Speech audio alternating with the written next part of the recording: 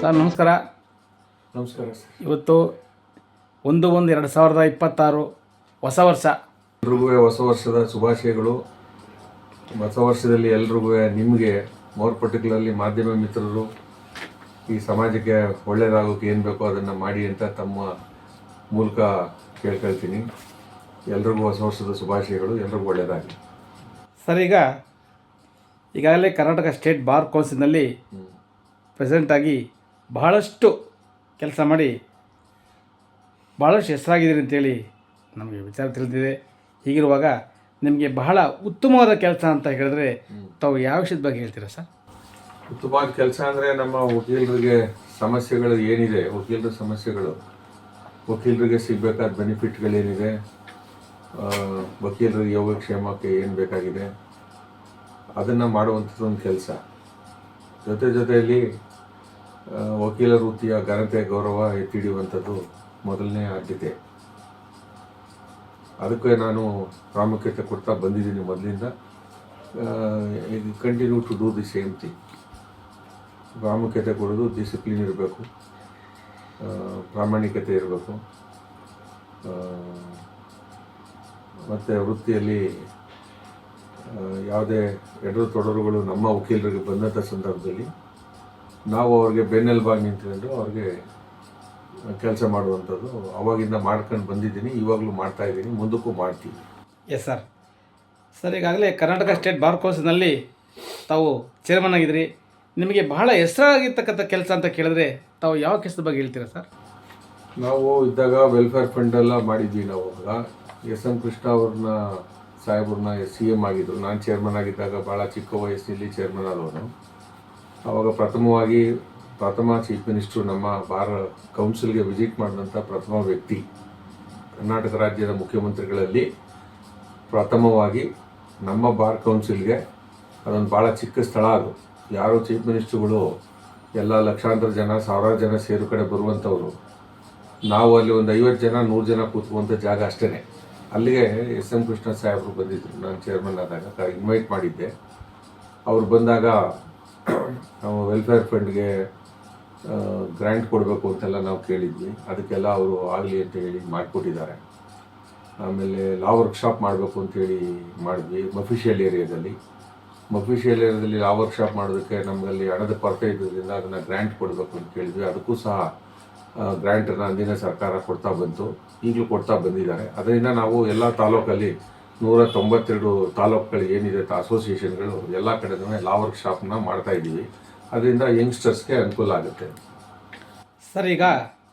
ಈಗಾಗಲೇ ಶಿವರಾಮ್ ಸರು ಬಹಳ ಛಲವಾದಿ, ಅಂದರೆ ಹೇಳಿದ್ದನ್ನು ಮಾಡೇ ಮಾಡ್ತಾರೆ ಅಂತ ಹಲವಾರು ವಕೀಲರುಗಳು ನಿಮ್ಮ ಬಗ್ಗೆ ಉತ್ತಮವಾದ ಭರವಸೆ ಕೊಟ್ಟಿದ್ದಾರೆ. ಇವೆಲ್ಲ ಹೇಗೆ ಸರ್? ಹೇಗೆ ಆಯಿತು? ಹೇಗೆ ರೂಪಿಸ್ಕೊಂಡ್ರಿ? ಇದು ರೂಪಿಸ್ಕೋದು ಅಂದರೆ ಕಮಿಟ್ಮೆಂಟ್ ಇರಬೇಕು. ಯಾವುದೇ ವೃತ್ತಿಲಿ, ಯಾವುದೇ ಕೆಲಸದಲ್ಲಿ, ನಾವು ವೃತ್ತಿಲೇ ಇರ್ಬೋದು ಅಥವಾ ನಾವು ಮಾಡೋ ಕೆಲಸದಲ್ಲಿ ಇರ್ಬೋದು, ಬೇರೆ ಯಾವುದೇ ಕೆಲಸದಲ್ಲಿ ಇರ್ಬೋದು, ಪಬ್ಲಿಕ್ ಲೀಡರ್ ಆದಮೇಲೆ ನಾವು ಸುಮ್ಮನೆ ಬಂದ್ವಿ ಓದ್ವಿ ಅಂತ ಇರಬಾರ್ದು. ಯಾವ್ದಾದ್ರು ನೆನಪಾಗುವಂಥ ಕೆಲಸಗಳನ್ನ ಮಾಡಿಬಿಟ್ಟು ಹೋಗಬೇಕು ಅನ್ನೋದು ಒಂದು ಮಹತ್ವಾಕಾಂಕ್ಷೆ. ಅದರಲ್ಲಿ ಎಸ್.ಎಂ. ಕೃಷ್ಣ ಸಾಹೇಬ್ರು ಇದ್ದಾಗಲೇ ಸ್ವತಂತ್ರವಾದ ಒಂದು ಬಿಲ್ಡಿಂಗನ್ನು ಬಾರ್ ಕೌನ್ಸಿಲ್ಗೆ ನಾನು ಕೇಳಿದ್ದೆ. ಅದು ನಮಗೆ ಇಂದಿರಾ ಪ್ರಿಯದರ್ಶಿನಿ ಲೈಬ್ರರಿ ಅಂತ ಇತ್ತು. ಈಗ ಅದು ಮುಚ್ಚೋಗಿದೆ, ಕಬ್ಬನ್ ಪಾರ್ಕ್ ಒಳಗಡೆ ಇದೆ.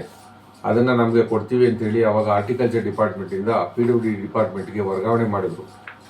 ಆ ಒಂದು ರೆಕಾರ್ಡು ಅಲ್ಲಿದೆ. ರೆಕಾರ್ಡಲ್ಲಿ ಆ ಜಾಗನ ನಮಗೆ ಸ್ವತಂತ್ರವಾದ ಬಿಲ್ಡಿಂಗ್ ಇಲ್ಲದೆ ಇರೋದ್ರಿಂದ ನಮ್ಮ ಬಾರ್ ಕೌನ್ಸಿಲ್ಗೆ ನಾವು ಫುಟ್ಬಾಲ್ ಥರ ಇಲ್ಲಿಂದ ಅಲ್ಲಿಂದ ಓಡಾಡ್ತಾ ಇದ್ದೀವಿ. ನಾವು ಈಗ ಎಲೆಕ್ಷನ್ ಕಮಿಷನ್ ಆಫೀಸಿಗೆ ಬಂದಿದ್ದೀವಿ. ಅದು ಎಲ್ಲ ಸೋರ್ತಾ ಇದೆ. ಅದು ಹಳೆಯ ಎಲೆಕ್ಷನ್ ಕಮಿಷನ್ ಆಫೀಸ್ಗೆ ಆ ಬಿಲ್ಡಿಂಗನ್ನು ಕೊಡಿ ಅಂತೇಳಿ ನಾವು ಕೇಳಿದ್ವಿ. ಅಷ್ಟರಲ್ಲಿ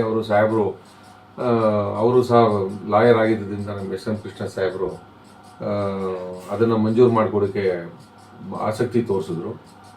ಧರ್ಮ್ ಸಿಂಗ್ ಸಾಹೇಬರು ಚೀಫ್ ಮಿನಿಸ್ಟರ್ ಆಗಿದ್ರು ಅವಾಗ.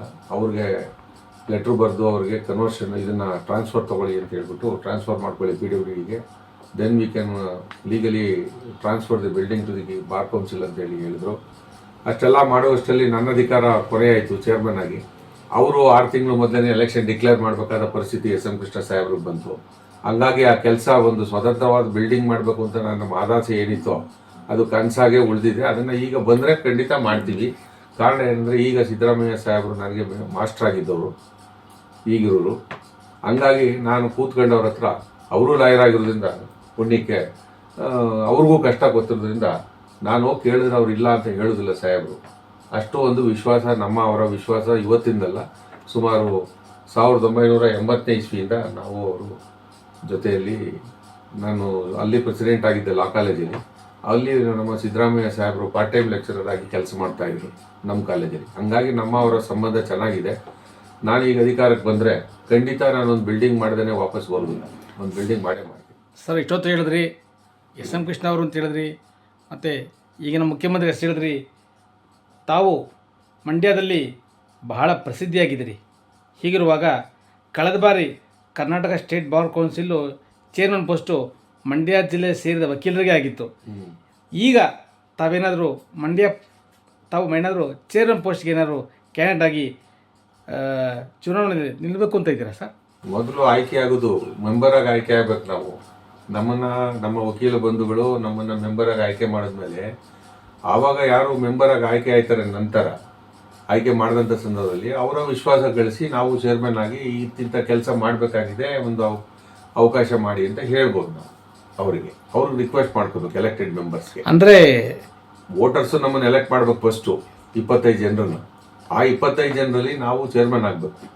ಆ ಚೇರ್ಮನ್ ಆಗುವಾಗ ಅವರು ವಿಶ್ವಾಸ ಗಳಿಸಿ ಇಂತಿಂಥ ಕೆಲಸಗಳಾಗಬೇಕಾಗಿದೆ, ನಮ್ಮ ಅನುಭವನ ಉಪಯೋಗಿಸಿ ಈಗಿರುವ ಸರ್ಕಾರದಲ್ಲಿ ಇರ್ತಕ್ಕಂಥ ನಮ್ಮ ಮುಖ್ಯಮಂತ್ರಿಗಳಿರ್ಬೋದು, ಉಪಮುಖ್ಯಮಂತ್ರಿಗಳಿರ್ಬೋದು, PWD ಮಂತ್ರಿಗಳಿರ್ಬೋದು, ಯಾರೇ ಇದ್ರೂ ಸಹ ನಾವು ಅವ್ರ ಹತ್ರ ಕೆಲಸ ಮಾಡಿಸುವಷ್ಟು ಶಕ್ತಿ ಇದೆ, ಮಾಡಿಸ್ತೀವಿ, ಅದಕ್ಕೋಸ್ಕರ ನೀವೆಲ್ಲ ಸಪೋರ್ಟ್ ಮಾಡಿ ಅಂತ ಅವ್ರ ಮನ ಒಲಿಸ್ಬೇಕು ನಾವು.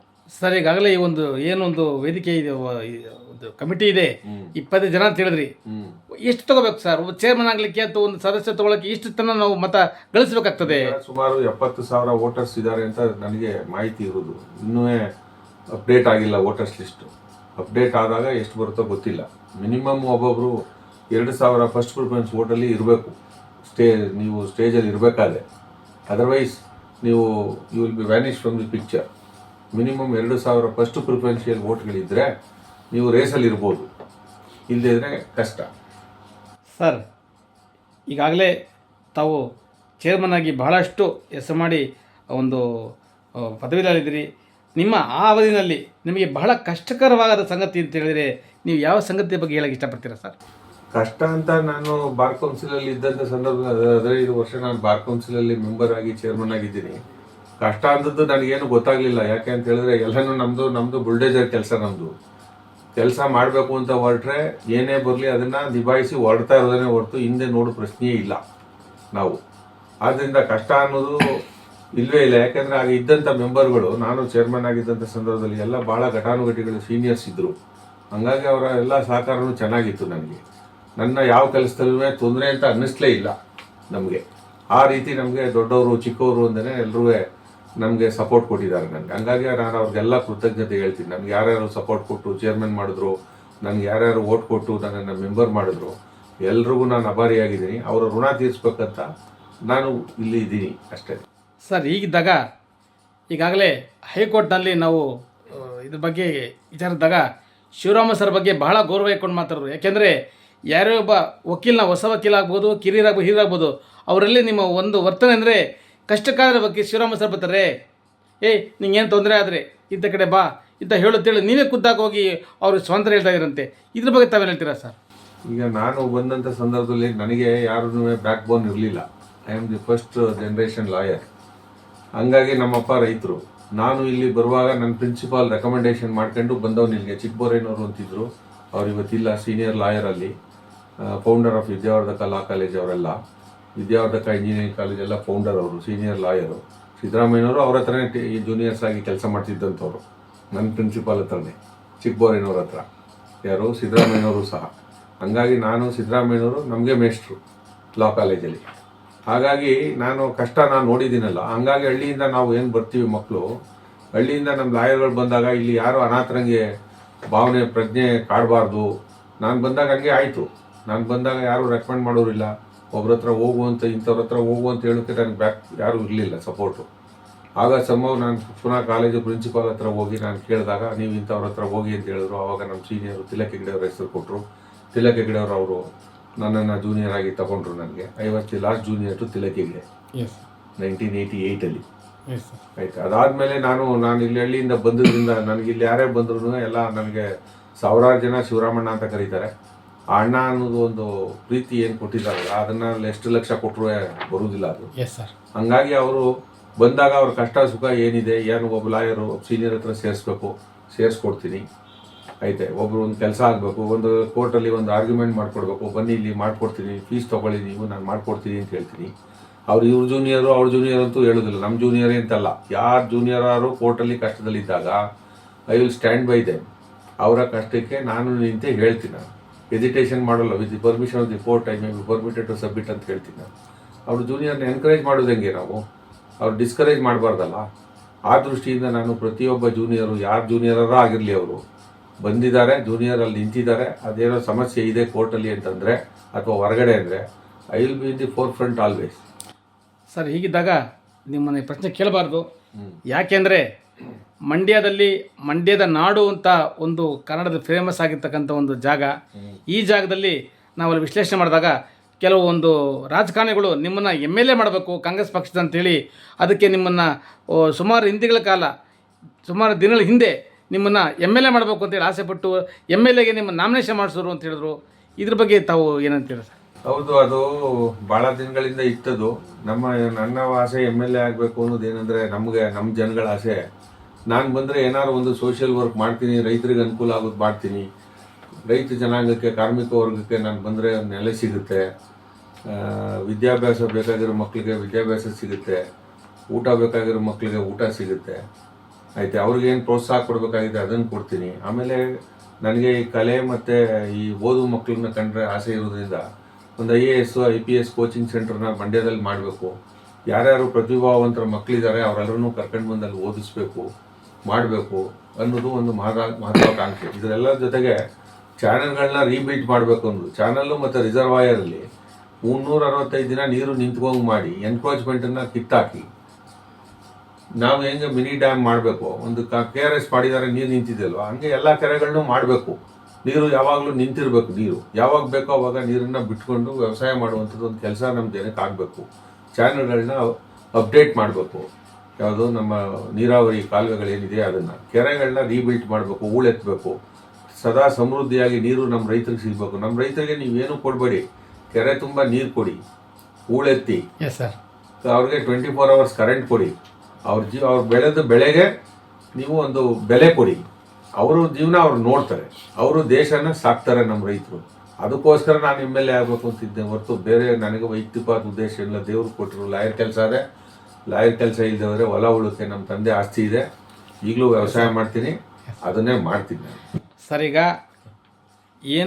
ಒಂದು ವಕೀಲ ಚುನಾವಣೆಯಲ್ಲಿ 30% ಮಹಿಳೆಯರಿಗಾಗಿದೆ.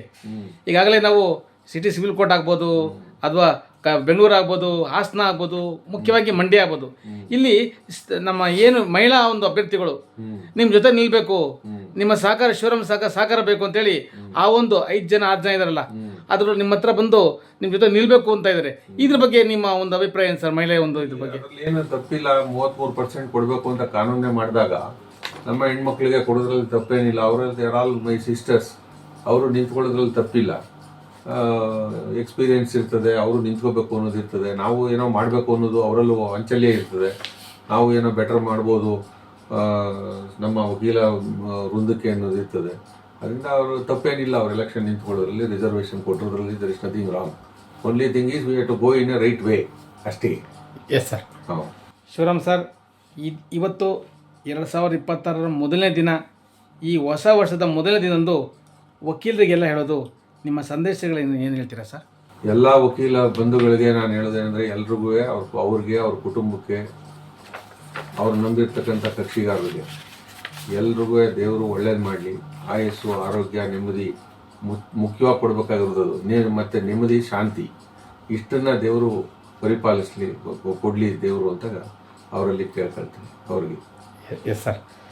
ಸರ್, ಇವತ್ತು 2026ನೇ ವರ್ಷದ ಮೊದಲ ದಿನ ಈ ನಮ್ಮ ಮಾಸ್ ಟಿವಿ ಜೊತೆ ತಾವು ಇಷ್ಟೊತ್ತು ಇದ್ದು ವಕೀಲರ ಆಗಿದ್ದಕ್ಕಂಥ ಒಂದು ಸುಖ ಸಂತೋಷಗಳನ್ನು ಅಥವಾ ತಾವು ಹಂಚ್ಕೊಂಡ್ರಿ.